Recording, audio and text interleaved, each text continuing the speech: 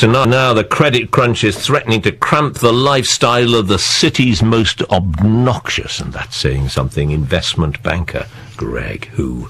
John, bonuses are going to be much less generous in the square mile this year. So the devious and manipulative Alex is taking up a part-time job in acting. The cartoon banker who appears in the Telegraph every day is celebrating his 20th anniversary, and his creators have written a play for him, previewing in London's West End from tomorrow. I caught up with Alex in his pretty opulent dressing room and asked him first if he could explain subprime mortgages. Well, it's just the way society's going, really. We've dumbed down exams and dumbed down TV, so why not dumb down on mortgages? Just as you don't have to have any knowledge to pass exams these days, you don't have to have any credit history to get a mortgage. So shouldn't these people have known what they were getting themselves into? Well, you could say that there was a moral obligation to lend these people money. They could probably take one to the European Court of Justice and say they were being denied their human rights by not being allowed to have a mortgage just because they didn't have any money or any prospect of ever making any. There's a mnemonic that runs with this. It's no income, no job or assets. Ninja loans, they're known in the trade. Now, the first rule when taking a bad risk is to pass it on to someone else as soon as possible.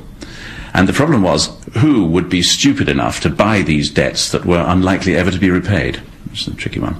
So some boffin at the banks came up with a clever idea of packaging up these dodgy loans with all sorts of other bits of debt and calling them collateralized debt obligations, or CDOs for short. CDOs? What exactly is a CDO? A CDO is a bit like a CD, more particularly a compilation CD. Imagine you go into a record shop and you buy a compilation album. Now, the record company will have put a few of their top artists on it, in order to get you to buy it, but they'll also have padded it out with loads of rubbish tracks. It's the same with CDOs. In order to get the high-grade debt, you had to buy some low-grade. The problem was, amid all the greed, the city went a bit tone-deaf and couldn't tell the difference between the good tunes and the rubbish filler tracks. And now, of course, the banks won't lend their money anymore. They're worried about how many of those compilation albums they might have in their own collections.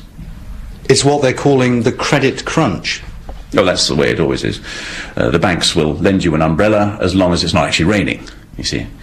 But as soon as it starts to rain, they immediately demand their umbrella back.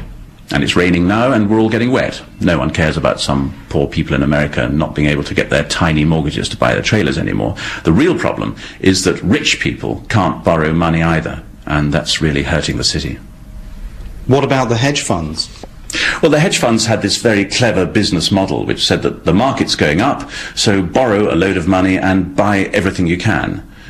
And it turns out that quite a lot of them had the same business model. And now they're learning about selling mainly their yachts in Monte Carlo.